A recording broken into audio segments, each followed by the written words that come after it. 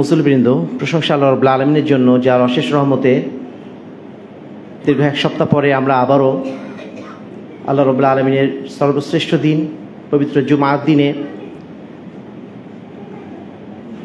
পবিত্র মসজিদে এসে উপস্থিত হওয়ার সৌভাগ্য লাভ করেছি। যে আল্লাহ রাব্বুল আলামিন আমাদেরকে সার্বিকভাবে সুস্থ রেখে নিরাপত্তার সাথে আজকে এখানে একত্রিত হওয়ার সুযোগ দান করেছেন, তার উদ্দেশ্যে আমরা অন্তঃস্থল থেকে শুকরিয়া আদায় করছি। আলহামদুলিল্লাহ। দরুদ ও সালাম বর্ষিত হোক শেষ নবী আহমদী মুস্তফা মুহাম্মদী মুস্তফা সাল্লাল্লাহু আলাইহি ওয়াসাল্লামের প্রতি, যিনি আমাদের একমাত্র আদর্শ, যার দেখিয়ে দেওয়া আদর্শ, যার রেখে যাওয়া আদর্শের অনুসরণের মাধ্যম দিয়ে দুনিয়া এবং আখিরাতে আমরা সর্বোচ্চ কল্যাণ লাভ করতে পারি। সে রাসূলের উদ্দেশ্যে আমরা সংক্ষেপে দরুদ পাঠ করছি। আল্লাহুম্মা সাল্লি আলাইহি আল্লাহুম্মা বারিক আলাইহি। সম্মানিত মুসলিমবৃন্দ, আজকে বাংলাদেশে সম্ভবত 28 জিলহজ, অর্থাৎ জিলহজ মাসের একদম শেষ প্রান্তে এসে আমরা পৌঁছেছি। এর পরবর্তী যে মাসটা, সেই মাসটা হচ্ছে মুহাররম। হিজরি সনের মধ্যে যে 12টি মাস রয়েছে, সেই 12টি মাসের প্রথম মাসের নাম হচ্ছে মুহাররম। আল্লাহ রাব্বুল আলামিন বলছেন, ইন্না ইদ্দাতাশ শুহুরি ইনদাল্লাহি 12 শাহরান ইয়াউমা ফি কিতাবিল্লাহি ইয়াউমা খালাকাস সামাওয়াতি ওয়াল আরদ। অর্থাৎ আল্লাহ রাব্বুল আলামিন যেই দিন থেকে আসমান এবং জমিন সৃষ্টি করেছেন, সেই দিন থেকে আল্লাহ রাব্বুল আলামিন যে দিনগুলো গণনা করছেন, সেই দিনগুলোকে 12টা মাসে বিভক্ত করেছেন। এই মাসের মধ্যে 4টা মাস রয়েছে হরম, 4টা মাস হচ্ছে সম্মানিত মাস। যে সম্মানিত মাসগুলো কি কি? দিলকদ, দিলহজ এবং মুহাররম, এবং তারপরে আরেকটা মাসের নাম হচ্ছে রজব। এই 4টি মাসকে আল্লাহ রাব্বুল আলামিন হারাম ঘোষণা করেছেন, হরম ঘোষণা করেছেন, সম্মানিত ঘোষণা করেছেন, এবং এই মাসগুলোতে আল্লাহ রাব্বুল আলামিন হানাহানিকে বন্ধ করার জন্য বিশেষভাবে নির্দেশ দিয়েছেন। আল্লাহ বলছেন, যালিকা দীনুল কাইয়িম, এটাই হচ্ছে প্রতিষ্ঠিত দিন। ফালা তাযলিমু ফীহিন্না আনফুসাকুম, এবং তোমরা এই দিনগুলোতে পরস্পরের প্রতি তোমরা জুলুম করো না, অত্যাচার করো না। সূরা তাওবা 36 নম্বর আয়াত। মুহাররম মাসকে আল্লাহ রাব্বুল আলামিন একদিকে যেমন হারাম ঘোষণা করেছেন, যেমন সম্মানিত ঘোষণা করেছেন, সেই সাথে এই মাসের মধ্যে এমন একটা দিন রেখেছেন যে দিনটাকে আল্লাহ রাব্বুল আলামিন বিশেষ মর্যাদা মণ্ডিত করেছেন। সেই দিনটার নাম হচ্ছে আশুরা। আশুরা মানে 10ম দিন।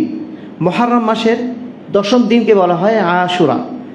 এই দিনটি মুসলিম উম্মার জন্য একটি গুরুত্বপূর্ণ দিন এই কারণে যে আল্লাহ রাসূল সাল্লাল্লাহু আলাইহি ওয়াসাল্লাম এই দিনের ফজিলতে বেশ কিছু হাদিস বর্ণনা করেছেন। আবু হুরায়রা রাদিয়াল্লাহু আনহু থেকে বর্ণিত, তিনি বলছেন, আল্লাহ রাসূল বলছেন, আফদালুস সিয়াম বা'দা রমাদান শাহরুল্লাহিল মুহাররম। যে সিয়ামগুলো আমরা রেখে থাকি, সেই সিয়ামগুলোর মধ্যে সর্বোত্তম সিয়াম হচ্ছে রমজান মাসের সিয়াম। এরপরে সর্বোত্তম সিয়াম হচ্ছে মুহাররম মাসের সিয়াম, অর্থাৎ মুহাররম মাসের 10 তারিখের সিয়াম। ওয়া আফদালুস সালাত বা'দাল ফারিদাতি সালাতুল লাইল, এবং যাবতীয় সালাত, যে সালাতগুলো বিশেষ করে ফরজ সালাত যেগুলো আমরা আদায় করি, সেই ফরজ সালাতের পরে সবচেয়ে উত্তম সালাতের নাম হচ্ছে সালাতুল লাইল, অর্থাৎ রাতের সালাত, তাহাজ্জুদের সালাত। অনুরূপভাবে কাতাদা রাদিয়াল্লাহু তাআলা আনহু তিনিও একই কথাই বলছেন। ওয়াসিয়াম, আল্লাহ রাসূল বলছেন, ওয়াসিয়ামু ইয়াউমি আশুরা আহতাসিবু আলাল্লাহি আন ইউকাফিরাস সানা আল্লাতী ক্বাবলাহু, রাওয়াহু মুসলিম। আল্লাহ রাসূল বলছেন যে আশুরার যে সিয়াম, আশুরার দিনের সিয়াম, আমি আশা করছি, আল্লাহর কাছে প্রত্যাশা করছি, যে ব্যক্তি এই দিন সিয়াম পালন করবে, সেই ব্যক্তি তার পরবর্তী 1 বছরের গুনাহ তার মাফ হয়ে যাবে ইনশাআল্লাহ। ইবনে আব্বাস রাদিয়াল্লাহু তাআলা আনহু তিনি বলছেন, আল্লাহ রাসূল বলছেন, অথবা হাদিসটা মাওকুফ হাদিস, সরাসরি আল্লাহ রাসূলের দিকে নিসবত করা যে হাদিসটা এসেছে, সেটা সহিহ সূত্রে প্রমাণিত না, কিন্তু মাওকুফ সূত্রে প্রমাণিত। আব্দুল্লাহ ইবনে আব্বাস বলছেন, সুমু ইয়াউমা আশুরা, তোমরা আশুরা দিন সিয়াম পালন করো। ওয়া খালিফুল ইয়াহুদ, এবং ইহুদিদের তোমরা বিরোধিতা করো। সুমু ক্বাবলাহু ইয়াউমান আও বা'দাহু ইয়াউমান, তোমরা আশুরার দিন সিয়াম পালন করো, সেই সাথে একদিন আগে অথবা একদিন পরে তোমরা সিয়াম পালন করো। কারণ ইহুদিরা শুধু আশুরার দিন সিয়াম পালন করে, আর মুসলমানদের বৈশিষ্ট্য হচ্ছে তারা সর্বদা ইহুদি খ্রিস্টানদের বিরোধী আচরণ করবে। যেহেতু তারা আশুরার দিন সিয়াম রাখে, এই জন্য আমরা আশুরার দিন তো রাখবোই, সেই সাথে একদিন আগে রাখবো অথবা একদিন পরে আরেকটা রাখবো, অর্থাৎ 2 দিন রাখবো। আল্লাহ রাসূল সাল্লাল্লাহু আলাইহি ওয়াসাল্লাম বলেছিলেন যে তিনি যদি বেঁচে থাকেন, মৃত্যুর আগের বছর তিনি বলেছিলেন, আমি যদি বেঁচে থাকি তাহলে আগামী বছর আমি 2টা সিয়ামই রাখবো, কিন্তু তিনি রাখতে পারেন নাই, তার আগে তিনি মৃত্যুবরণ করেছিলেন। এবার আমরা আসি যে আশুরার দিনটাতে আমরা সিয়াম কেন পালন করব, কেন আল্লাহ রাব্বুল আলামিন এই দিনটাকে বিশেষভাবে মর্যাদামণ্ডিত করেছেন, এবং আল্লাহ রাসূল সাল্লাল্লাহু আলাইহি ওয়াসাল্লাম এই দিনটাতে কেন সিয়াম পালনের জন্য আমাদেরকে উৎসাহিত করেছেন। আব্দুল্লাহ ইবনে আব্বাস রাদিয়াল্লাহু তাআলা বলছেন যে আল্লাহ রাসূল যখন আসলেন মদিনাতে, মক্কা থেকে হিজরত করে যখন তিনি মদিনাতে আসলেন, লাম্মা রাআন নবী সাল্লাল্লাহু আলাইহি ওয়াসাল্লাম ইয়াহুদা ফিল মদিনা ইয়াসুমুল আশুরা সালাহুম, আল্লাহ রাসূল দেখলেন যে ইহুদিরা, মদিনা যারা ইহুদি ছিল তারা সিয়াম পালন করছে আশুরার দিন, মুহররম মাসের 10 তারিখে তারা সিয়াম পালন করছে। আল্লাহ রাসূল তাদেরকে জিজ্ঞাসা করলেন, এই দিন তোমরা সিয়াম কেন পালন করছো? ফাকালু হাদা ইয়াউমুন আযীম, এটা একটা মহান দিন। আনজাল্লাহু ফিহি মূসা, এই দিন আল্লাহ রাব্বুল আলামিন মূসা আলাইহিস সালামকে নাজাত দিয়েছিলেন ফিরআউনের হাত থেকে, ওয়া কওমাহু, এবং মূসার কওমকে, ওয়া গাররাকা ফিরআউনা, এবং এই দিন তিনি ফিরআউন এবং তার কওমকে পানিতে ডুবিয়ে মেরেছিলেন। ফাসামাহু মূসা শুকরান ফানাহনু নাসুমুহু, এই দিন মূসা আলাইহিস সালাম শুকরিয়া স্বরূপ সিয়াম রাখতেন প্রতি বছর। এজন্য আমরাও তার অনুসরণে, যেহেতু ইহুদিরা ছিল মূসা আলাইহিস সালামের অনুসারী, এই জন্য তারা এই দিনটাকে সম্মান করে এই দিনে তারা সিয়াম পালন করতো। ফাকাল রাসূলুল্লাহ সাল্লাল্লাহু আলাইহি ওয়াসাল্লাম ফানাহনু আহাক্কু ওয়া আওলা বিমূসা মিনকুম, আরে তোমরা মুসার অনুসারী বলে দাবি করো বলে তোমরা আশুরার দিন সিয়াম পালন করছো, আমরা তো তোমাদের চেয়ে বেশি হকদার। মুসা আলাইহিস সালামকে সম্মান করার ক্ষেত্রে আল্লাহ রাব্বুল আলামিন তাকে যে এই দিন নাজাত দিয়েছেন, এজন্য তো আমরা আরো বেশি সিয়াম পালন করার হকদার। এই জন্য আল্লাহ রাসূল সাল্লাল্লাহু আলাইহি ওয়াসাল্লাম নিজে সিয়াম পালন করা শুরু করলেন, ও আমারা বিসিয়ামিহি, এবং তার সাহাবীদেরকেও নির্দেশ দিলেন তোমরা ওই দিন সিয়াম পালন করো। রাহুল বুখারী ও মুসলিম। আয়েশা রাদিয়াল্লাহু তাআলা আনহা তিনি বলছেন, কানা ইয়াউমু আশুরা ইয়াউমান তাসুমু কুরাইশ ফিল জাহিলিয়া, আশুরার দিনে যে সিয়ামটা, এই সিয়ামটা কুরাইশরাও পালন করতো জাহিলিয়াতের সময়। যদিও তারা আহলে কিতাব ছিল না, মুসলমান তো ছিলই না, আহলে কিতাবও ছিল না, কিন্তু তারা প্রাচীন একটা প্রচলন থেকে তারা এই দিনটাতে সিয়াম পালন করে আসতো। ওয়াকানা রাসূলুল্লাহ সাল্লাল্লাহু আলাইহি ওয়াসাল্লাম ইয়াসুমুহু, আল্লাহ রাসূল সাল্লাল্লাহু আলাইহি ওয়াসাল্লাম এই দিন তিনি সিয়াম পালন করতেন। ফালাম্মা কাদিমাল মাদিনা, যখন তিনি মদিনাতে আসলেন, সামাহু, তখন তিনি নিজে সিয়াম পালন করা শুরু করলেন এবং তার সাহাবীদেরকেও সিয়াম পালন করার নির্দেশ দিলেন। ফালাম্মা ফারাদা রমাদান, অতঃপর যখন রমজান মাসে সিয়াম ফরজ হয়ে গেল, ক্বালা মান শাআ সামাহু ওয়া মান শাআ তারাকাহু, যে ব্যক্তি চায়, আল্লাহ রাসূল তখন বললেন যে ব্যক্তি চায় তোমরা সিয়াম রাখো, যে ব্যক্তি চায় সিয়াম ছেড়ে দাও, এতে কোনো আপত্তি নেই। কেন বললেন? মানে রমজান মাসের আগে এটা একটা ফরজ সিয়ামের মতো ছিল, সবাই বাধ্যগতভাবে সিয়ামটা পালন করতো, কিন্তু যখন রমজান মাসে ফরজ সিয়াম চলে আসলো, তখন আর বাকি সিয়ামগুলো আর ফরজ রইল না, এগুলো হচ্ছে নফল হয়ে গেল। কেউ যদি চায় সিয়াম রাখবে, কেউ যদি না চায় সিয়াম না রাখলেও সে ফরজ তরকের গুনাহগার হবে না। রাসূল সাল্লাল্লাহু আলাইহি ওয়াসাল্লাম, একটু আগে যেটা হাদিসটা বললাম, যে আল্লাহ রাসূল তিনি বলছিলেন যদি আমি আগামী বছর বেঁচে থাকি তাহলে আমি আশুরার দিন তো সিয়াম পালন করবই, সেই সাথে আশুরার একদিন আগেও পালন করব, অথবা একদিন পরে আমি পালন করার চেষ্টা করব। কিন্তু যেহেতু আল্লাহ রাসূল বেঁচে থাকেন নাই, এজন্য তিনি সিয়ামটা পালন করতে পারেন নাই। সাহাবী রবি রাদিয়াল্লাহু তাআলা তিনি বলছেন, ফাকুন্না বা'দা যালিকা নাসুমুহু, আল্লাহ রাসূল সাল্লাল্লাহু আলাইহি ওয়াসাল্লামের মৃত্যুর পর আমরা সিয়ামটা রেগুলার রাখতাম, নিয়মিত আমরা রাখতাম। শুধু তাই না, ওয়া নুসাফিমু সিবিয়ানানা সিগার, এবং আমাদের যারা ছোট বাচ্চারা ছিল তাদেরকেও আমরা সিয়াম পালন করাতাম। যদিও এটা ফরজ সিয়াম না, তবুও সাহাবী রবি বলছেন যে আমরা নিজেরা যেমন পালন করতাম, আমাদের যারা ছোট ছোট বাচ্চারা ছিল তাদেরকেও আমরা পালনে বাধ্য করতাম। এই দিনটাতে আমাদের করণীয় কি? প্রথম করণীয়, আমরা সিয়াম রাখবো। আশুরার দিন বাংলাদেশে সম্ভবত সামনে 16 অথবা 17 তারিখে, 16 অথবা 17 জুন বাংলাদেশে আশুরার দিন, এবং এই দিনটাতে বাংলাদেশ সরকারের পক্ষ থেকে আপনার ছুটিও দেওয়া থাকে। এই দিনে আমাদের 2টা মৌলিক করণীয়। প্রথম করণীয় হচ্ছে আমাদের সিয়াম পালন করতে হবে। এই সিয়ামটা পালন করতে হবে কিসের জন্য? মূসা আলাইহিস সালাম ফেরাউনের হাত থেকে নাজাত পেয়েছিলেন, এই জন্য শুকরিয়া স্বরূপ যেহেতু আল্লাহ রাসূল সিয়াম পালন করেছিলেন, মূসা আলাইহিস সালামের যুগ থেকে সিয়াম পালন করে আসা হচ্ছে, ঠিক একই কারণে আমরা এই দিনটাতে সিয়াম পালন করব, এটা আমাদের প্রথম কর্তব্য। দ্বিতীয় কর্তব্য হচ্ছে এই দিনটাতে আমরা মূসা আলাইহিস সালাম এবং ফেরাউনের মধ্যে যে পারস্পরিক যে দ্বন্দ্ব সৃষ্টি হয়েছিল, এবং মূসা আলাইহিস সালাম হাজারো চেষ্টা করে ফেরাউনকে যখন হেদায়েত করতে পারলেন না, তখন তিনি মিশর ছেড়ে যখন পালিয়ে যাচ্ছিলেন, যেভাবে ফেরাউন তার পিছে লেগে নিশ্চিত তাকে পাকড়াও করে তাকে হত্যা করার প্রচেষ্টা গ্রহণ করেছিল, এবং সেখান থেকে যে মুসা আলাইহিস সালামকে আল্লাহ রাব্বুল আলামিন বাঁচিয়ে দিলেন, এই যে ঘটনা, এই ঘটনা থেকে আমাদের শিক্ষা গ্রহণ করতে হবে। সবচেয়ে বড় শিক্ষা হচ্ছে এই যে মুসা আলাইহিস সালাম তিনি যখন তার দলবল নিয়ে, তার জাতিকে নিয়ে যখন ওই নদীর কাছে আসলেন, অনেকে বলে থাকেন নীল নদ, কথাটা সঠিক নয়, এটা বাহরে আহমার অর্থাৎ লোহিত সাগরের প্রান্তে কোনো এক নদীতে হতে পারে, নিশ্চিত করে সেটা বলা সম্ভব নয়। সেই নদীর পাশে যখন তারা আসলেন, সামনে বিশাল নদী আর পিছনে ফেরাউনের বিশাল বাহিনী, আর মাঝখানে মুসা আলাইহিস সালাম এবং তার ছোট্ট সেনাবাহিনী নয়, তার জাতির লোকজন। এমতো অবস্থায় মুসা আলাইহিস সালামের যারা সঙ্গী সাথী, তার জাতি, তাকে উদ্দেশ্য করে বললেন, হে মুসা, ইন্না লামুদরাকুন। সূরা শুরার 61 এবং 62 নম্বর আয়াতে আসছে এভাবে যে ইন্না লামুদরাকুন, হে মুসা, এখন আমরা কি করব? আমাদের সামনে বিশাল সাগর বা নদী, পিছনে এত বড় বাহিনী, আমাদের তো আর রক্ষা করার কেউ নেই, আমরা তো নিশ্চিত মৃত্যুবরণ করতে যাচ্ছি। ইন্না লামুদরাকুন, আমাদেরকে এখনই ফেরাউনের বাহিনী ধরে ফেলবে।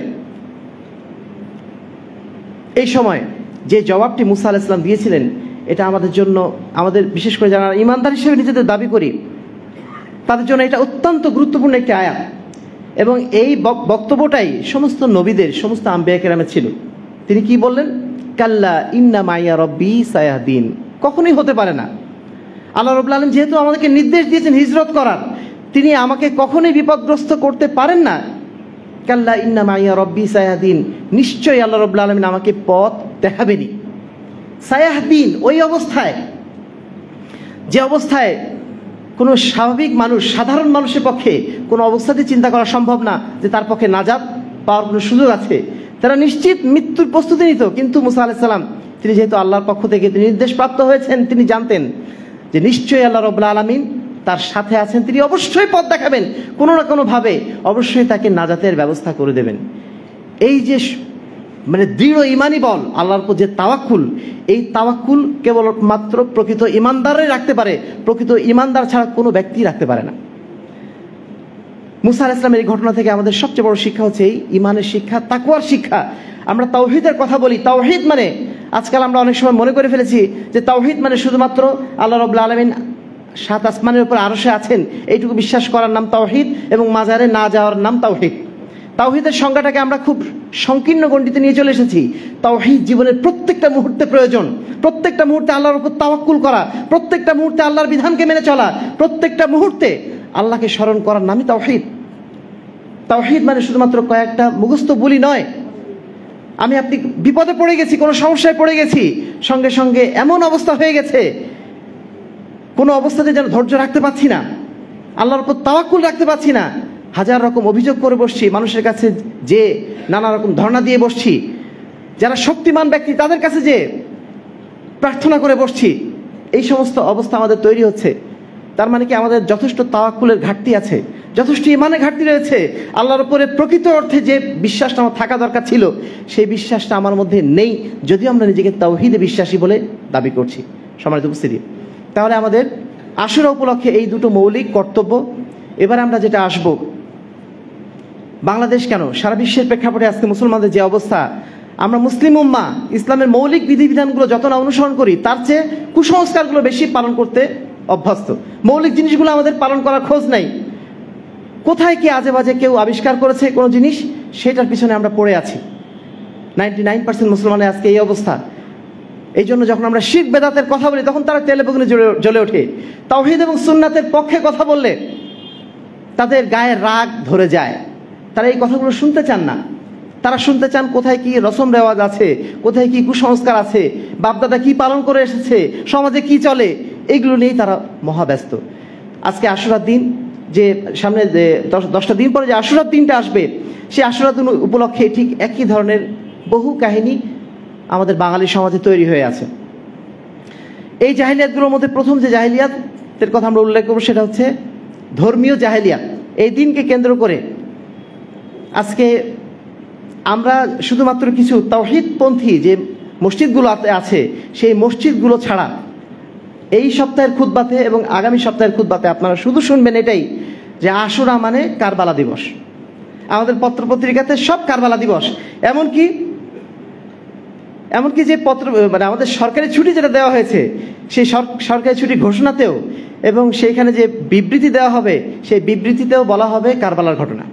মুসা আলাইহিস সালামের কোনো খোঁজই নাই, যে উদ্দেশ্যে মূলত আশুরা আমাদের উপরে বিধানটা এসেছে সেই বিধানে কোনো খোঁজ নেই। সম্মানিত উপস্থিতি, আশুরার দিনটাকে বলা হয়ে থাকে ইয়াউমুশ শাহাদাতি কারবালা, অর্থাৎ কারবালার শাহাদত দিন। হুসাইন আলাইহিস সালামের, হুসাইন আলাইহিস সালাম না রাদিয়াল্লাহু তাআলা আনহু? হুসাইন আলাইহিস সালাম, আমি এই আলোচনা একটু পরে আসবো। হুসাইন আলাইহিস সালাম নয়, হুসাইন রাদিয়াল্লাহু আনহু।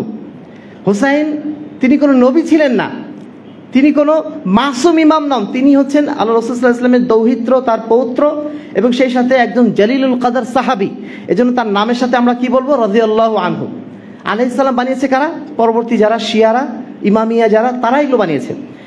তো হুসাইন রাদিয়াল্লাহু তাআলা আনহু তার মৃত্যুকে স্মরণ করে একদল মানুষ, তারা একদল মানুষ কেন, অধিকাংশ মুসলমান তারা এই আশুরা সিয়ামটা তারা পালন করবে।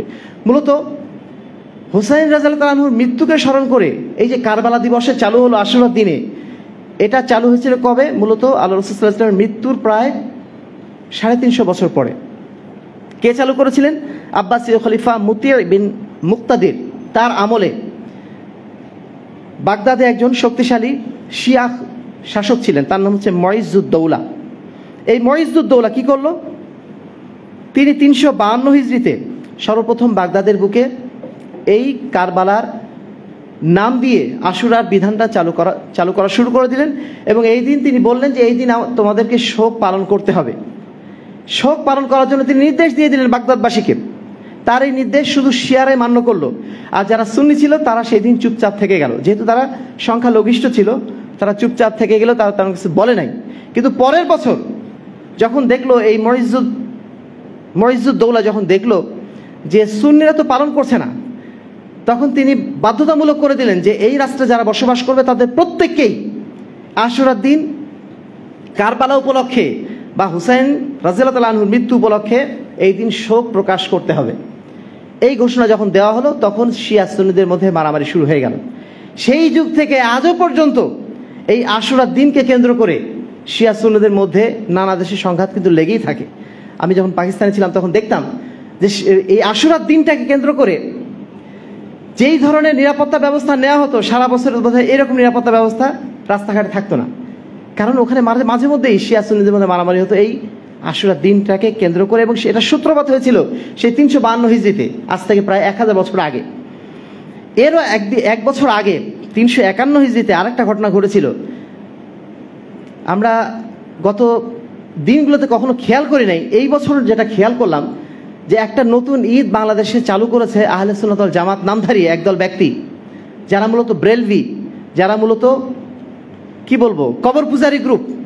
এরা কি শুরু করেছে? ইয়াউমু গাদিরে খুম, গাদিরে খুম নামে একটা ঈদের প্রচলন তারা শুরু করেছে। এবং এই জিনিসটা শুরু হয়েছিল সেই 351 হিজরিতে। 351 হিজরিতে ইয়াউমু গাদিরে খুম নামে একটা ঈদের প্রচলন ঘটানো হয়েছিল। সেটা হচ্ছে 18 জিলহজ, হজের পরপরই 18 জিলহজ এই ইয়াউমু গাদিরে খুম চালু করা হয়েছিল। কেন চালু করা হয়েছিল? গাদিরে খুম নামে, এটা মূলত শিয়াদের একটা উৎসবের নাম। শিয়ারা এই দিনটাকে বিশেষভাবে উদযাপন করে এই জন্য যে 18 জিলহজ আল্লাহ রাসূল সাল্লাল্লাহু আলাইহি ওয়াসাল্লাম যখন বিদায় হজ থেকে ফিরে আসছেন, সেই সময় গাদিরে খুম অর্থাৎ খুম নামে একটা কুয়ার সামনে দাঁড়িয়ে আলী রাদিয়াল্লাহু তাআলা আনহু সম্পর্কে একটা মন্তব্য করেছিলেন। সেই মন্তব্যটা কি ছিল? যে মান কুনতু মাওলাহু ফা আলিয়ুন মাওলাহু, আমি যার মাওলা, আমি যার বন্ধু, আলীও তার বন্ধু, বা আলীর বন্ধু যারা আমার বন্ধু তারা। এই টাইপের একটা ঘোষণা তিনি দিয়েছিলেন। কেন দিয়েছিলেন? কেন আলী রাদিয়াল্লাহু তাআলা আনহুকে কেন্দ্র করে সেই সময় একটু বিতর্ক উঠেছিল। তিনি এক যুদ্ধে তার সেনাবাহিনীর সাথে কিছুটা রূঢ় আচরণ করেছিলেন বলে অভিযোগ ছিল। এইটা যখন আল্লাহ রসুলের সামনে এসে বলা হলো, আল্লাহ রসুল তখন প্রচণ্ড ক্ষিপ্ত হলেন এবং বললেন যে আলীর সম্পর্কে তোমরা এই সমালোচনা করতে পারো না।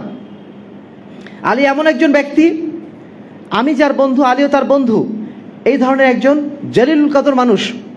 এইভাবে আল্লাহ রাসূল সাল্লাল্লাহু আলাইহি ওয়াসাল্লাম আলী রাদিয়াল্লাহু তাআলার একটা প্রশংসা করেছিলেন। এই প্রশংসাকে কেন্দ্র করে যারা শিয়া তারা এই দিনটাকে একটা ঈদের দিন বানিয়ে নিয়েছে। এরপরে ঘটনাক্রমে 35 হিজরিতে ওসমান রাদিয়াল্লাহু তাআলা আনহুকে যখন শহীদ করে দেওয়া হলো, সেই শহীদ করার দিনটাও ছিল ঘটনাক্রমে 18 জিলহজ।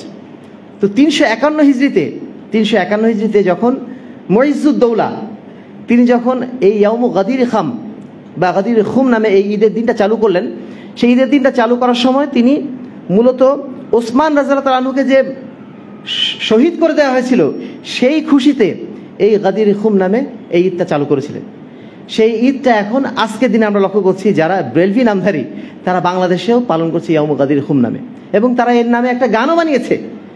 আপনারা জানেন, যারা শিয়াদের সাথে মিশেছেন তারা জানেন গাদির খুম এটা তাদের কাছে কত পবিত্র একটা জিনিস। গাদির খুম কথাটা তারা বারবার বলে যে এই দিন নাকি আল্লাহ রাসূল সাল্লাল্লাহু আলাইহি ওয়াসাল্লাম আলী রাদিয়াল্লাহু তাআলা আনহুকে খেলাফত দান করেছিলেন, পরবর্তী খলিফা হিসাবে, পরবর্তী নেতা হিসাবে ঘোষণা করেছিলেন, যেটা পরবর্তী খলিফা আবু বকর, ওমর এবং ওসমান রাদিয়াল্লাহু তাআলা আনহু তারা হতে দেন নাই। এজন্য তাদের সবচেয়ে বড় শত্রু হচ্ছে আবু বকর, ওমর এবং আলী রাদিয়াল্লাহু তাআলা আনহু এবং ওসমান রাদিয়াল্লাহু তাআলা আনহু। এবং ওসমান রাদিয়াল্লাহু তাআলা আনহু যেহেতু 18ই জিলহজ মারা গিয়েছিলেন, নিহত হয়েছিলেন, শাহাদত বরণ করেছিলেন, এই দিনটাকে তারা ঈদের দিন বানিয়ে নিয়ে ইয়াউমু গাদির খুম বানিয়ে নিয়েছে। সম্মানিত উপস্থিতি, এই দিনটাতে শিয়ারা কি করে? শিয়ারা সাধারণত কালো পোশাক পরে, বিশেষ একটা পোশাক পরে সারা গায়ে ছুরি মারে। কেন ছুরি মারে? এই দিন যেহেতু হুসাইন রাদিয়াল্লাহু তাআলা আনহুকে হত্যা করা হয়েছিল, নৃশংসভাবে তিনি হত্যার শিকার হয়েছিলেন, সেই দিনটাকে তারা স্মরণ করে তারা নিজেদের গায়ে নিজেরা ছুরি মারে এবং তারা শোক প্রকাশ করে। এই দিনটাতে তারা আয়েশা রাদিয়াল্লাহু তাআলা নামে একটা ছাগলকে নামকরণ করে ওই ছাগলটাকে তারা মারধর করে এবং তারা ধারণা করে আমরা আয়েশা রাদিয়াল্লাহু তাআলাকে মারধর করছি। কেন তারা আয়েশা রাদিয়াল্লাহু তাআলা আনহার প্রতি এতটা ক্ষুব্ধ? কারণ তারা ধারণা করে যে আবু বকর রাদিয়াল্লাহু তাআলা আনহু আল্লাহ রাসূলের মৃত্যুর পরে যে প্রথম খলিফা হয়েছিলেন, এর পেছনে মূল দায় হচ্ছে আয়েশা রাদিয়াল্লাহু তাআলা আনহার। তিনি আল্লাহ রাসূলকে কান পড়া দিয়ে তিনি আল্লাহ রাসূলকে বুঝিয়েছিলেন যে আবু বকরই হচ্ছেন সবচেয়ে যোগ্য। এই কারণে আলীর পরিবর্তে আবু বকর রাদিয়াল্লাহু তাআলা আনহুকে খলিফা পরবর্তীতে করা হয়েছিল। এই জন্য আয়েশার উপর তাদের প্রচণ্ড রকম ক্ষোভ, এবং তার নাম নিলেই তারা লানত করে, এবং এই ধরনের কাজটা তারা বিশেষ করে আশুরার দিন করে। একটা ছাগলকে আয়েশার নাম দিয়ে তারা সেই ছাগলকে মারপিট করে এবং তারা আনন্দ উল্লাস করে, মনে করে আমরা আয়েশা রাদিয়াল্লাহু তাআলা আনহাকেই যেন মারধর করছি। এই দিন তারা বিশেষ করে আল্লাহ রাসূল সাল্লাল্লাহু আলাইহি ওয়াসাল্লামের সাহাবীদেরকে গালিগালাজ করে, যেই সাহাবীদের সম্পর্কে আল্লাহ রাসূল বলে দিয়েছেন লা তাসুব্বু আসহাবি, তোমরা আমাদের সাহাবীদেরকে কখনো গালিগালাজ করো না। ফালাউ আন্না আহাদাকুম আনফাকা মিসলা উহুদিন যাহাবান, যদি তোমাদের মধ্যকার কোনো ব্যক্তি উহুদ পাহাড় সমপরিমাণ সোনাও দান করে, মা বালাগা মুদ্দা আহাদিহিম ওয়ালা নাসিফাহু, তাহলে তাদের এক মুঠ সমপরিমাণ দান করার সওয়াব বা তারও অর্ধেক দান করার সওয়াব তোমরা পাওয়ার অধিকারী নও। এতটাই তারা সম্মানিত, সেই সাহাবীদের নামে তোমরা গালিগালাজ করছো। সম্মানিত উপস্থিতি, বিশেষ করে ভারতীয় উপমহাদেশে শিয়াদের প্রভাবে মানে এই আশুরার দিনকে কেন্দ্র করে অসংখ্য ধরনের আমাদের জাহিলিয়াত চালু রয়েছে। আমরা জানি যে আজ থেকে প্রায় 10 বছর 20 বছর আগেও বাংলাদেশের মানুষ বিষাদ সিন্ধু ছাড়া আর কিছু চিনত না। কারবালার ইতিহাস মানে বিষাদ সিন্ধু, বিষাদ সিন্ধুতে যা কিছু লেখা রয়েছে ওগুলোকে তারা কোরআনের মতো বিশ্বাস করতো, অথচ সম্পূর্ণ একটা বানোয়ার জিনিস, সম্পূর্ণ একটা উপন্যাসের মতো একটা ঘটনা, যার সাথে কারবালার মৌলিক ঘটনার কোনো সম্পর্ক নেই। সেই ঘটনাকে কেন্দ্র করে যে ইতিহাস তো লেখা হয়নি, একটা উপন্যাস লেখা হয়েছে, সেটাকে বাংলাদেশের মানুষ তারা ইতিহাস মনে করে সেটাকে তারা কোরআনের মতো মান্য করা শুরু করে দিয়েছে। সম্মানিত উপস্থিতি, এটা তো গেল ধর্মীয় জাহেলিয়াত। এবারে আসুন রাজনৈতিক জাহেলিয়াত। বাংলাদেশের এক শ্রেণীর ইসলামী দল রয়েছেন, রাজনৈতিক দল, যারা মূলত শিয়াদের প্রভাবে প্রভাবিত। এই দলগুলো এই দিনকে কেন্দ্র করে কারবালা দিবস তো ঘোষণা করেছেই, এবং তারা এই দিন বিশেষ আলোচনা অনুষ্ঠান করে থাকেন। কিসের নামে করে থাকেন? এই দিন নাকি হক বাতিলের লড়াই হয়েছিল, এবং সেই লড়াইয়ে অংশগ্রহণ করেছিলেন হুসাইন রাদিয়াল্লাহু আনহু। কার বিরুদ্ধে? ইয়াজিদের বিরুদ্ধে। এটাকে তারা হক এবং বাতিলের লড়াই হিসেবে আখ্যায়িত করে তারা যুগে যুগে জালেম শাসকদের বিরুদ্ধে যত বিদ্রোহ করা হয়েছে সেই বিদ্রোহগুলোকে তারা প্রশংসিতভাবে উপস্থাপন করার চেষ্টা করেন। রাজনৈতিক যত লড়াই হয়েছে এই রাজনৈতিক লড়াইয়ের ক্ষেত্রে তারা এক পক্ষকে হকপন্থী আর এক পক্ষকে বাতিলপন্থী বানিয়ে সেই বিষয়টাকে তারা বিশেষভাবে গৌরবমণ্ডিত করে উপস্থাপন করতে চান। আরেক গ্রুপ আছেন, তারা মনে করেন যে হুসাইন রাদিয়াল্লাহু আনহু তিনি হচ্ছেন মাসুম এবং ইয়াজিদ হচ্ছেন মালউন। ইয়াজিদকে তারা এই দিন মালউন হিসাবে ঘোষণা করেন এবং হুসাইন রাদিয়াল্লাহু আনহুকে মাসুম হিসাবে ঘোষণা করেন। আমাদের রেডিও টেলিভিশন সব জায়গাতে, যেটা আমরা একটু আগে বলছিলাম, সব জায়গাতে ঘোষণা করা হচ্ছে কারবালা দিবস নামে, এবং এই দিনটাকে ছুটি দেওয়া হয় মূলত কারবালা দিবসের কারণেই, মুসা আলাইহিস সালামের নাজাতের কারণে। এই দিনটাতে যে বিশেষভাবে আশুরা পালন করা হয় এটা কোথাও আপনারা খুঁজে পাবেন না, পত্রপত্রিকায় খুঁজে পাওয়া যাবে না এটা। সম্মানিত উপস্থিতি, এই দিনটাতে যে রাজনৈতিক জাহেলিয়াতের কথা বললাম, এই রাজনৈতিক জাহেলিয়াতের বিশ্লেষণটা আমরা একটু পরে আসছি। আরেকটা বিষয় বলবো, সেটা হচ্ছে এই দিনটাতে আরও কিছু জাহেলিয়াত আছে। কিছু মানুষ এই দিনটাতে কিছু কিছু বিশেষ ঘটনা ঘটেছিল বলে মনে করেন। যেমন সেই দিন বলা হয়ে থাকে যে আল্লাহ রাব্বুল আলামিন এই দিনটাতে আসমান এবং জমিনকে সৃষ্টি করেছিলেন। তিনি আদম আলাইহিস সালামকে নাকি সৃষ্টি করেছিলেন এই দিনটাতেই, এবং আদম আলাইহিস সালাম জান্নাত থেকে পতিত হয়েছিলেন এই দিনটাতেই, এবং এই দিনটাতেই কাবা ঘরকে সৃষ্টি তৈরি করা হয়েছিল, এবং কিয়ামত সংঘটিত হবে এই দিনেই। এই যে কথাগুলো বলা হয়, এই সমস্ত কথাগুলো হচ্ছে বাতিল কথা। এগুলো ইসরায়েলি রেওয়ায়াতে এসেছে অথবা জয়ীফ হাদিসে এসেছে, জাল হাদিসে এসেছে, এর কোনো সহি বর্ণনা আমরা খুঁজে পাইনি। এছাড়া আরও কিছু বাতিল হাদিস এই দিন কেন্দ্র করে বলা হয়, সেগুলো কোনো অবস্থাতেই গ্রহণযোগ্য নয়। একটাই হাদিস গ্রহণযোগ্য, যে বিষয়টা আমরা বলেছি শুরুতেই, যে মুসা আলাইহিস সালামের নাজাতের উপলক্ষেই মূলত আশুরা আমাদের উপর নাজির করা হয়েছে। এবার আমরা আসবো যে আশুরা সম্পর্কে সঠিক ঘটনাটা আসলে কি। প্রথম যে বিষয়টা আমরা বলেছিলাম যে এই দিবসটি কোনো অবস্থাতেই কারবালা দিবস নয়, এটা হচ্ছে নাজাতে মুসা উপলক্ষে, মুসা আলাইহিস সালামের নাজাত উপলক্ষে এই আশুরা দিবস আল্লাহ রাসূল সাল্লাল্লাহু আলাইহি ওয়াসাল্লাম আমাদের উপরে নির্ধারণ করে দিয়েছিলেন। এই দিনটাতে যদি কেউ সিয়াম পালন করেন এই নিয়তে যে হুসাইন রাদিয়াল্লাহু তাআলা আনহু এই দিন মৃত্যুবরণ করেছিলেন, অথবা এটা কারবালা দিবস, এই নিয়তে যদি কেউ সিয়াম পালন করেন, সেই সিয়াম নিশ্চিতভাবে বাতিল হয়ে যাবে, সেই সিয়াম বেদাত হয়ে যাবে। যারাই আমরা সিয়াম পালন করছি, এই নিয়তটা যেন আমরা সঠিক করে রাখি। এই সিয়ামটা যেন অবশ্যই কারবালার উদ্দেশ্যে না হয়, হুসাইন রাদিয়াল্লাহু তাআলা আনহুর মৃত্যু উপলক্ষে যেন না হয়, এটা অবশ্যই নাজাতে মুসা আলাইহিস সালামের নাজাতের উপলক্ষে যেন হয়। এর কারণটা কি? মূলত যেটা আমরা বলেছি আগে, যে আল্লাহ রাসূল সাল্লাল্লাহু আলাইহি ওয়াসাল্লামের যুগে কারবালা তো কোনো হদিসই ছিল না। আল্লাহ রাসূল মারা গেলেন তারও অনেক দিন পরে, প্রায় 50 বছর পরে, 61 হিজরিতে হুসাইন রাদিয়াল্লাহু তাআলা আনহু মৃত্যুবরণ করেছিলেন। সুতরাং আল্লাহ রাসূলের পক্ষে কোনো অবস্থাতেই হুসাইন রাদিয়াল্লাহু আনহু মৃত্যুর আগেই তার মৃত্যু দিবসকে কেন্দ্র করে কোনো দিবস এভাবে নির্ধারণ করার সুযোগ ছিল না। সুতরাং এটা নিঃসন্দেহে কারবালা দিবস হতেই পারে না। 2 নম্বর হচ্ছে যে কারবালা দিবসটাকে বা কারবালার এই বা আশুরার এই দিবসটাকে আমরা হক বাতিলের লড়াইয়ের একটা প্রেক্ষাপট হিসাবে আমরা ঘোষণা করতে পারি কিনা, না। এটা আমরা কখনোই, কারবালার যে যুদ্ধটা হয়েছিল এটা মূলত হুসাইন রাদিয়াল্লাহু তাআলা আনহুর একটা ইজতিহাদি ভুলের কারণে হয়েছিল। কারণ ইয়াজিদ তখন অলরেডি খলিফা হয়ে গেছেন, তাকে খলিফা হিসাবে নির্ধারণ করা হয়ে গেছে, এবং সেই সময় প্রায় জীবিত ছিলেন 60 জন সাহাবী। 60 জন সাহাবী তার হাতে আনুগত্যের বায়াত গ্রহণ করে ফেলেছেন। শুধুমাত্র মদিনায় অবস্থিত 4 জন সাহাবী তারা আনুগত্য স্বীকার তখনও করেন নাই, কিন্তু 60 জন সাহাবী তারা কিন্তু অলরেডি আনুগত্যের বায়াত গ্রহণ করে ফেলেছিলেন, এবং ইয়াজিদ তখন অলরেডি খলিফা হিসাবে তিনি দায়িত্ব গ্রহণ করে ফেলেছেন। এজন্য তার বিরুদ্ধে বিদ্রোহ করাটা ইসলামের মৌলিক নিষেধাজ্ঞার মধ্যে একটা নিষেধাজ্ঞা। ইসলাম চায় না কোনো অবস্থাতে সমাজে বিশৃঙ্খলা সৃষ্টি হোক। একজন শাসক যখন দাঁড়িয়ে যায়, তখন তার বিরুদ্ধে যখন কেউ বিদ্রোহ করে, নিশ্চয়ই সেই সমাজে পারস্পরিক বিশৃঙ্খলা অবশ্যই তৈরি হবে। ইসলাম কখনো রক্তপাত চায় না।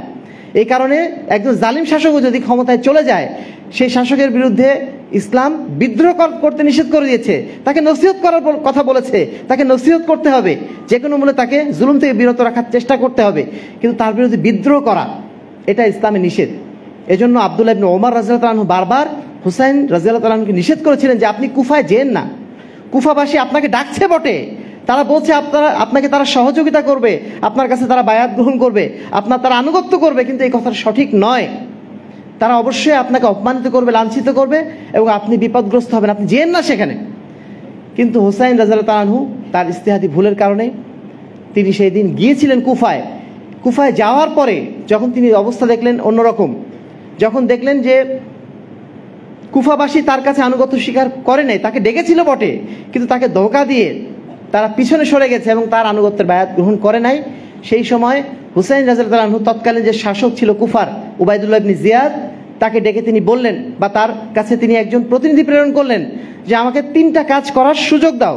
1 নম্বর কাজ, আমাকে এই কুফা থেকে বেরিয়ে আমাকে মদিনায় আবার ফেরত যাওয়ার সুযোগ দাও, না আমাকে কুফা থেকে বের হওয়ার সুযোগ দাও। 2 নম্বর হচ্ছে আমাকে মদিনায় যাওয়ার সুযোগ দাও। আর 3 নম্বর হচ্ছে আমাকে ইয়াজিদের হাতে বায়াত করার জন্য বাগদাদে নিয়ে চলো। এই 3টা প্রস্তাব তিনি রেখেছিলেন, শান্তিপূর্ণ প্রস্তাব তিনি রেখেছিলেন। তিনি বিদ্রোহ করার জন্য যে যান নাই, এটা একটা বড় প্রমাণ।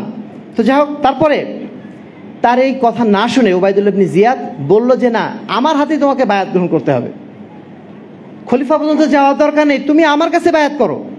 হুসাইন রাদিয়াল্লাহু আনহু তিনি হচ্ছেন আল্লাহ রাসূল সাল্লাল্লাহু আলাইহি ওয়াসাল্লামের তিনি নাতি, তিনি একজন জলিল কদর সাহাবী, তিনি জান্নাতে যুবকদের সর্দার। এই মর্যাদাবান সাহাবী উবাইদুল্লাহ ইবনে জিয়াদের হাতে বায়াত গ্রহণ করতে তিনি মোটেও রাজি ছিলেন না, আগ্রহী ছিলেন না। ফলে যেটা হওয়ার হয়ে গেল, পারস্পরিক যুদ্ধ শুরু হয়ে গেল। উবাইদুল্লাহ ইবনে জিয়াদ শিমার নামে একজন ব্যক্তিকে পাঠিয়ে দিল যুদ্ধের জন্য, এবং সেই যুদ্ধে হুসাইন রাদিয়াল্লাহু আনহুকে মর্মান্তিকভাবে নিহত করা হলো, তার গলাকে কেটে ফেলে দেওয়া হলো, তার শিশু বাচ্চাদেরকে আঘাত করা হলো। সেই মর্মান্তিক যে অবস্থা তৈরি হয়েছিল, সেই মর্মান্তিক অবস্থার জন্য প্রত্যেকটা মুসলমানের হৃদয় আজও পর্যন্ত কাঁদে। অবশ্যই কাঁদার কথা যে মর্মান্তিকভাবে তাকে নিহত করা হয়েছিল, আমরা সবাই তার জন্য ব্যথিত। এবং শুধুমাত্র আমরাই নই, সেই দিন যে ইয়াজিদ, যার কাছে মানে তখন খেলাফত ছিল, সেই ইয়াজিদ যাকে আমরা মালউন বলছি অনেকেই, যাকে আমরা নিন্দিত বলছি, সেই ব্যক্তি কি করেছিল? সেই দিন তার এই মৃত্যুর খবর শুনে তিনি কান্নাকাটি শুরু করে দিয়েছিলেন। এবং যখন হুসাইন রাদিয়াল্লাহু আনহুর মাথা নিয়ে তার দরবারে উপস্থাপন করা হয়, তখন তিনি অত্যন্ত রাগত স্বরে উবাইদুল্লাহ ইবনে জিয়াদের উদ্দেশ্যে বলেছিলেন যে, হে উবাইদুল্লাহ ইবনে জিয়াদ, তুমি যে কাজ করেছো এই কাজটা অত্যন্ত অন্যায় হয়ে গেছে। তোমার সাথে যদি হুসাইন রাদিয়াল্লাহু আনহুর রক্তের সম্পর্ক থাকতো, তোমরা কখনো এই কাজ করতে পারতে না। আমি হুসাইন রাদিয়াল্লাহু আনহুর মৃত্যু ছাড়াও, তাকে হত্যা করা ছাড়াও, তার সাথে যুদ্ধ করা ছাড়াও আমরা মদিনাবাসীকে বা কুফাবাসীকে আমার আনুগত্য স্বীকার করাতে পারতাম। তোমরা যে কাজ করেছো এটা অত্যন্ত অন্যায় কাজ হয়ে গেছে। এবং সেই সাথে সাথে হুসাইন রাদিয়াল্লাহু আনহুর সন্তান, তার স্ত্রীদেরকে অত্যন্ত সম্মানের সাথে তার রাজপ্রাসাদে তিনি গ্রহণ করেছিলেন এবং তাদেরকে সসম্মানে আবার মদিনায় পাঠানোর ব্যবস্থা করেছিলেন। তিনি কখনোই চান নাই হুসাইন রাদিয়াল্লাহু আনহু তার হাতে নিহত হোক, এবং সেটাকে কেন্দ্র করে তিনি অত্যন্ত ব্যথিত ছিলেন।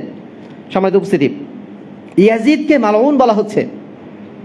ইয়াজিদ আসলে মালউন কিনা এই বিষয়ে ইতিহাসে লম্বা আলোচনা রয়েছে।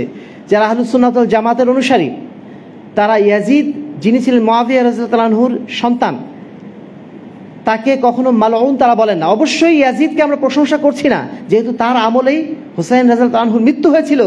তিনি চাইলে ঠেকাতে পারতেন বলে আমাদের ধারণা, ঠেকাতে হয়তো পারেন নাই বা কোনো কারণে পারেন নাই, যেটাই হোক না কেন, তার শাসন আমলে যেহেতু এই মর্মান্তিক ঘটনা ঘটেছে, এই জন্য তাকে আমরা প্রশংসাও করছি না। কিন্তু তার অর্থ এই না যে আমরা তাকে মালউন বলবো, লাআনতপ্রাপ্ত বলবো। কেন? এর পিছনে আরও কিছু কারণ আছে। যেমন ইমাম গাজ্জালি তিনি বলছেন এক্ষেত্রে যে ইয়াজিদ সহহা ইসলামহু, ইয়াজিদ একজন মুসলমান ছিলেন, তিনি কোনো কাফের ছিলেন না, তিনি কোনো মুশরিক ছিলেন না। ওয়ামা সহহা কাতলুহু হুসাইন রাদিয়াল্লাহু আনহু, এবং তিনি আসলে হুসাইন রাদিয়াল্লাহু আনহু হত্যাকারীও ছিলেন না। ওয়ালা আমারহু, তিনি তাকে হত্যা করার নির্দেশও দেন নাই। ওয়ালা ইয়ারদা বিযালিকা, এবং তিনি এজন্য সন্তুষ্টও হন নাই। তাকে যে হত্যা করা হয়েছে এজন্য তিনি সন্তুষ্টও ছিলেন না। অতএব তাকে মালউন বলা উচিত হবে না। সেই সাথে আরেকটি বিষয়, আল্লাহ রাসূল সাল্লাল্লাহু আলাইহি ওয়াসাল্লাম তিনি বলেছেন, তার মৃত্যুর আগে ভবিষ্যৎবাণী করেছিলেন যে আউয়ালু জাইশিন মিন উম্মতি ইয়াগজুনা আল বাহরা, নিশ্চয়ই আমার উম্মতের মধ্যে একটা দল অবশ্যই থাকবে যারা সাগরে যুদ্ধ করবে। যারা সাগরে যুদ্ধ করবে কদ আউজাবু, যারা এই যুদ্ধে অংশগ্রহণ করবে কদ আউজাবু আল জান্নাহ, তারা যেন জান্নাতকে অপরিহার্য করে নেয়, অর্থাৎ তারা অবশ্যই জান্নাতি হবে। ওয়াকাল আউয়ালু জাইশিন মিন উম্মতি ইয়াগজুনা মাদিনাতা কাইসার মাগফুরুন লাহু, আমার উম্মতের মধ্যে যারা কাইসার শহর, অর্থাৎ তৎকালীন যে রোমক মানে সাম্রাজ্যের যে রাজধানী কনস্টান্টিনোপল, আজকের দিনে যেটাকে বলা ইস্তাম্বুল, এই ইস্তাম্বুল যারা জয় করতে পারবে তাদের জন্য তারা হচ্ছে মাগফুরুন লাহুম, তাদেরকে ক্ষমা করে দেওয়া হবে। এই যে ভবিষ্যৎবাণী আল্লাহ রাসূল করেছিলেন, সেই ভবিষ্যৎবাণী করার পরে সর্বপ্রথম নৌযুদ্ধে সৈন্য পাঠিয়েছিলেন মুআবিয়া রাদিয়াল্লাহু আনহু 27 হিজরিতে। এরপরে তারই সন্তান 52 হিজরিতে ইয়াজিদের নেতৃত্বে আউয়ালু জাইশিন উরসিলা তাহতা ইয়াজিদ আল্লাযী ফিহি আবু আইয়ুব আল আনসারী, যেই যুদ্ধে সর্বপ্রথম কায়সার অর্থাৎ কনস্টান্টিনোপল মানে জয় করা হয়, সেই যুদ্ধের সেনাপতি ছিলেন ইয়াজিদ। ইয়াজিদ ছিলেন সেই যুদ্ধের সেনাপতি এবং সেই যুদ্ধে অংশগ্রহণ করেছিলেন তার অধীনে থেকে সাহাবী আবু আইয়ুব আল আনসারীর মতো একজন জলিল কদর সাহাবী। সেই যুদ্ধে যে তারা কনস্টান্টিনোপল জয় করেন 52 হিজরিতে, সেই কনস্টান্টিনোপল জয় করার পরে ইয়াজিদ এসে হজব্রত পালন করেন, তারপরে তিনি কিন্তু শাসক হন। এই যে ঘটনাটা, এই ঘটনার উল্লেখ করে অনেক মুহাদ্দিসিনে কেরাম, ওলামায়ে কেরাম তারা বলছেন যে ইয়াজিদ যেহেতু প্রথম কায়সার জয় করেছিলেন, প্রথম কনস্টান্টিনোপল তিনি জয় করেছিলেন, আশা করা যায় তিনি জান্নাতপ্রাপ্ত এবং ক্ষমাপ্রাপ্ত বান্দাদের মধ্যে ইনশাআল্লাহ অন্তর্ভুক্ত হবেন। যদি এটাই হয় তাহলে কি তাকে মালউন বলে ঘোষণা করা, যেটা শিয়ারা করছে এবং শিয়াদের অনুসারী যারা, তারা আজকে মালউন বলে ঘোষণা করছে, এই কাজটা কি কখনো উচিত হবে?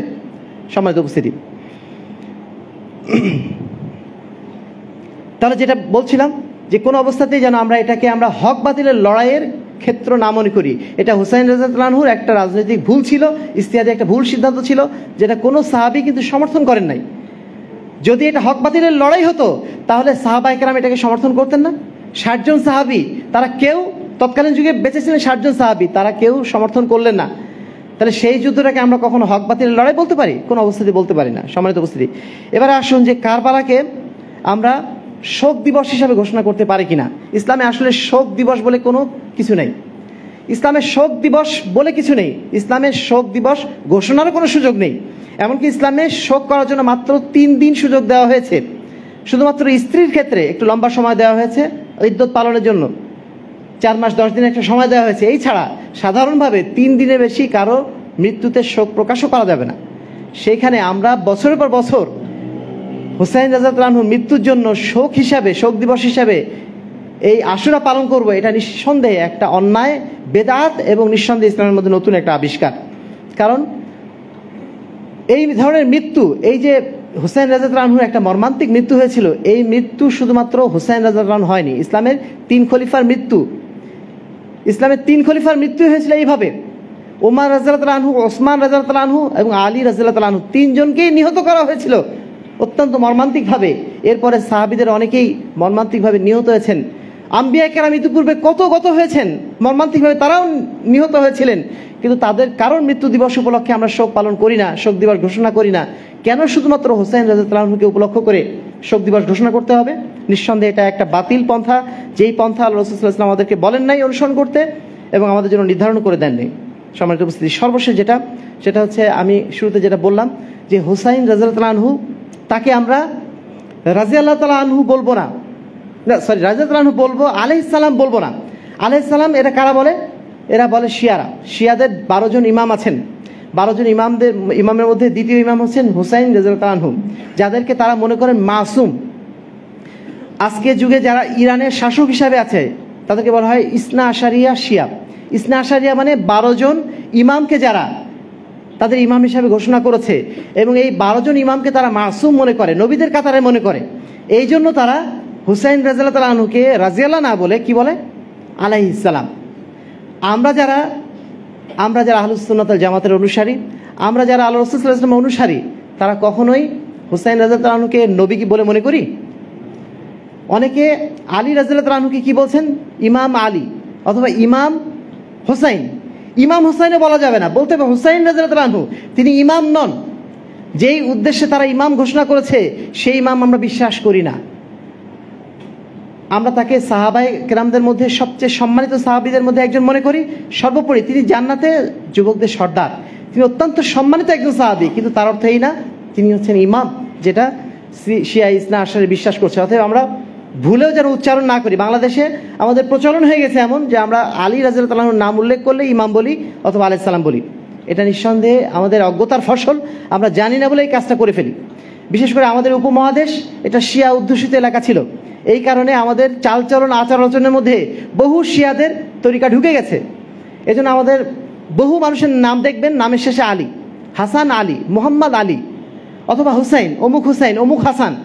হাসান, হুসাইন, আলী, এই 3টা নামের এত প্রচলন কেন আমাদের উপমহাদেশে? কারণ হচ্ছে এই যে আমরা শিয়াদের এই কালচারগুলো গ্রহণ করে নিয়েছি। এবং আজকের দিনটাতে আপনারা দেখবেন, আশুরার দিনটাতে দেখবেন যে বাংলাদেশে শিয়াদের যে কাজগুলো হয়, এই কাজগুলো দিন দিন আর বাড়ছে। বাংলাদেশের রাজশাহীতে আমরা লক্ষ্য করেছি কিছুদিন আগে, রাজশাহীতে হচ্ছে, রাজশাহী শহরে এই কালো পোশাক পরে গায়ে ছুরি মারা এই কাজগুলো আমরা লক্ষ্য করছি। যারা এই বিষয়গুলো আমরা সচেতন থাকতে চাই, তাদেরকে অবশ্যই এই বিষয়গুলো সম্পর্কে সতর্ক থাকতে হবে। কোনো অবস্থাতেই তাদের কোনো কালচার যেন আমাদের মধ্যে ঢুকে না পড়ে, সে বিষয়ে আমরা নিজেরা যেমন সতর্ক থাকবো, আমাদের যারা পরবর্তী প্রজন্ম, আমাদের যারা সন্তানরা আছে, তাদেরকেও আমরা এই বিষয়ে সাধ্যমতো সতর্ক করার চেষ্টা করব। সম্মানিত উপস্থিতি, আমরা আলোচনার শেষ প্রান্তে প্রায় চলে এসেছি। সর্বশেষ যে বিষয়টি আমরা বলতে চাইব, যে আশুরা কেন্দ্রিক যে মূল বিষয়টা, সেটা হচ্ছে যে আশুরার দিনটা মূলত আমরা পালন করব মুসা আলাইহিস সালামের নাজাতের শুকরিয়া উপলক্ষে। তিনি যেহেতু এই দিন ফেরাউনের হাত থেকে রক্ষা পেয়েছিলেন, নাজাত পেয়েছিলেন, এই জন্য আমরা সেই শুকরিয়া স্বরূপ এই দিনটাতে আমরা সিয়াম পালন করব এবং আশুরা দিন সহ এর একদিন আগে এবং একদিন পরে রাখার সাধ্যমতো ইনশাআল্লাহ চেষ্টা করব। সেই সাথে এই দিনটাতে আমরা মুসা আলাইহিস সালাম এবং ফেরাউনের মধ্যে যে পারস্পরিক দ্বন্দ্ব হয়েছিল, সেই দ্বন্দ্বের মধ্য থেকে আমরা তাওহীদের শিক্ষাটা গ্রহণ করার চেষ্টা করব। কোনো অবস্থাতে আমরা যেন শিয়াদের প্রচারণায় পার দিয়ে আমরা যেন কোনো অবস্থাতে এটাকে কারবালা দিবস হিসেবে ঘোষণা না করি, কারবালা দিবস হিসেবে যেন এটাকে উদযাপন না করি, হক বাতিলের লড়াইয়ের কেন্দ্র হিসেবে এই দিনটাকে যেন আমরা উল্লেখ না করি। যারা আমরা রাজনৈতিক ইসলামের অনুসারী, ইসলামিক পলিটিক্যাল দলগুলো যারা রয়েছেন, তাদেরকে আমরা সতর্ক করতে চাই, আপনারা দয়া করে যদি হক বাতিলের লড়াই হিসাবে এটাকে বিশেষভাবে দেখাতে চান, তাহলে মুসা এবং ফেরাউনের মধ্যে যে হক বাতিলের লড়াই হয়েছিল সেই হিসেবে আপনি দেখান, কারবালা আলোচনা এখানে আনবেন না। কারণ এই আশুরার দিন এটা কারবালা উপলক্ষে ছিল না। ঘটনাক্রমে একই দিন ঘটেছে বটে, ঘটনাক্রমে একই দিন ঘটনাটা ঘটেছে বটে, কিন্তু আশুরা কখনোই কারবালা উপলক্ষে নাজিল হয় নাই। এজন্য যদি আপনার হক বাতিলের লড়াই নিয়ে আলোচনা করার ইচ্ছাই হয়, তাহলে সেক্ষেত্রে আপনি মুসা আলাইহিস সালাম এবং ফেরাউনের কাহিনী নিয়ে আসেন, সেখানে যেন কারবালার কাহিনী নিয়ে এসে জিনিসটাকে অন্যদিকে নিয়ে যান না। প্লাস এটা যেন শিয়াদের কালচার অনুসরণের, শিয়াদের কালচার অনুশীলনের একটা জায়গা হিসাবে প্রস্তুত না হয়ে যায়। সম্মানিত উপস্থিতি, আহলে হাদিস আন্দোলন বাংলাদেশের বুকে এই কুসংস্কারগুলোর বিরুদ্ধেই তারা সর্বাধিক আলোচনা করে বলেই আজকে তাদের বিরুদ্ধে এত কথা বলা হয়।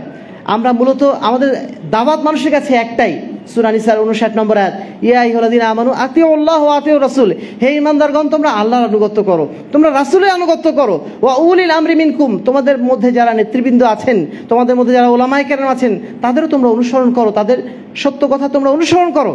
ফাইন তানাযাতুম ফি শাইইন ফারুদ্দু ইলাল্লাহি ওয়া রাসূল, তবে যদি কোনো বিষয় কোরআন এবং হাদিসের বরখেলাফ হয়ে যায়, তাহলে তোমাদের নেতৃবৃন্দ হোক, ওলামায়ে কেরাম হোক, তাদের অনুসরণ করা আর প্রয়োজন নেই, অনুসরণ করো আল্লাহর কিতাব এবং রাসূল সাল্লাল্লাহু আলাইহি ওয়াসাল্লামের সুন্নাতের।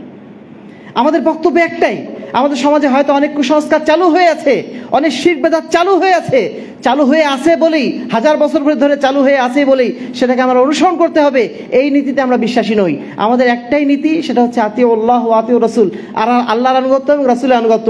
কোনো বিষয় আমাদের মধ্যে ভুলভাবে চলে আসতেই পারে, আমাদের বাপদাদারা অনেক সময় অনেক কিছু ভুল জেনেই না জেনেই হয়তো বা আমাদের মধ্যে কোনো কালচার ঢুকিয়ে নিতে পারেন। কিন্তু আমরা যারা সচেতন মানুষ, যারা সচেতন মুসলমান, যারা জান্নাতে যেতে চাই, যারা আমরা জান্নাতের পিয়াসী, তাদের জন্য যেটা কর্তব্য হবে, সঠিক জিনিসটা জানার পরে আর একগুয়েমি না করা, আর গোড়ামি না করা। আমার বাপদাদা জানতো না, করে ফেলেছে, কিন্তু আমরা যখন জেনেছি, আমরা কেন ভুল জিনিসটাকে অনুসরণ করব? ভুল জিনিসটা আমরা দুনিয়ার ক্ষেত্রে কখনো অনুসরণ করি না, কিন্তু আখেরাতে যাওয়ার জন্য যে বিষয়গুলো প্রয়োজন, সেখানে যদি ভুল হয়ে যায়, সেটা নিয়ে আমাদের কোনো মাথা ব্যথা নেই, সেটাকে আমরা এতটাই হালকা করে নিয়েছি। এজন্য আমাদের একজন বিদ্বান বলতেন যে জান্নাতে যাওয়াটা আমাদের কাছে বেগুন কেনার চেয়ে সস্তা হয়ে গেছে। একটা বেগুন কিনতে গেলেও আমরা যাচাই বাছাই করি যে বেগুনটার মধ্যে পোকা আছে কি নাই, অথচ কোনো ইবাদতের ক্ষেত্রে আমাদের কোনো যাচাই বাছাই করার কোনো প্রয়োজন হয় না, বাপদাদা করেছে, ব্যাস করেছি। বেগুন কেনার চেয়ে আপনি জান্নাতকে বা আমরা জান্নাতকে সস্তা করে ফেলছি।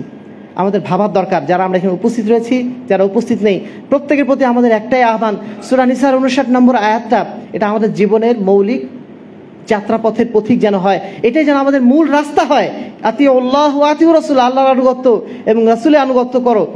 এর সাথে সাথে অবশ্যই আমরা ওলামায়ে কেরামকে অনুসরণ করতেই হবে, যারা জানেন, তাদের কাছে জানার জন্য আল্লাহ রাব্বুল আলামিন আমাদেরকে নির্দেশ দিয়েছেন, ফাসআলু আহলা যিকরি ইন কুনতুম লা তা'লামুন, যদি তোমরা নিজেরা না জানো, তাহলে যারা জানে তাদের কাছ থেকে জেনে নাও। অবশ্যই জানতে হবে, কিন্তু তার অর্থ এই না যদি কেউ ভুলভাবে কোনো বিষয় আপনার কাছে উপস্থাপন করে যেটা কোরআন এবং হাদিসের বিপরীত, সেটাও আপনার অনুসরণ করতে হবে। এই অবস্থান যেন আমরা কোনো অবস্থাতেই গ্রহণ না করি, যদি করি নিঃসন্দেহে আমাদের ধ্বংস আমরা নিজেরাই ডেকে আনবো। সম্মানিত উপস্থিতি, সর্বশেষ কথা হচ্ছে এই যে আমরা যেন প্রকৃত অর্থে ইসলামের অনুসারী যেন আমরা হতে পারি, সেই সাথে আমাদের আমাদের যে পালিত ইসলাম, যে ইসলাম আমরা পালন করছি, সেই ইসলাম যেন আমরা জেনে শুনে পালন করার চেষ্টা করি। যতটুকুই আমরা আমল করি না কেন, সেটা যেন যথাযথভাবে জেনে শুনে করি। তাহলে ইনশাল্লাহ এই আমলটা আমার জন্য ফলপ্রসূ হবে, আমার দুনিয়া এবং আখেরাতে কাজে লাগবে। আর যদি না জেনে না বুঝে ভুলক্রমে হাজারো আমল করি, সেই আমলগুলো যদি কোরআন এবং হাদিসের বিপরীত হয়ে যায়, সেটা নিঃসন্দেহে আমার জন্য কোনো কল্যাণকর বিষয় হবে না। দুনিয়া এবং আখিরাতে সেটা কোনো অবস্থাতে আমার জন্য মঙ্গল বয়ে আনবে না। সেই বিষয়টা যেন আমরা সাধারণত খেয়াল রাখি। আল্লাহ রাব্বুল আলামিন আমাদের প্রত্যেককে ইসলামকে পরিপূর্ণভাবে অনুসরণ করার তৌফিক দান করুন। আমাদের মধ্যে যে ভুল ভ্রান্তিগুলো রয়েছে, সেই ভুল ভ্রান্তিগুলো আল্লাহ রাব্বুল আলামিন বেঁচে থেকে সেখান থেকে যেন আমরা সঠিক ইসলাম অনুসরণ করতে পারি, সেই তৌফিক যেন আল্লাহ রাব্বুল আলামিন আমাদেরকে সকলকে দান করেন। সর্বশেষ আল্লাহ রাব্বুল আলামিন আমাদের প্রত্যেকে যেন কাল কিয়ামতের ময়দানে তার জান্নাত প্রাপ্ত বান্দাদের মধ্যে যেন আমাদেরকে অন্তর্ভুক্ত করে নেন। আল্লাহুম্মা আমিন ওয়া আখিরু দাওয়ানা আনিল হামদুলিল্লাহি রাব্বিল আলামিন।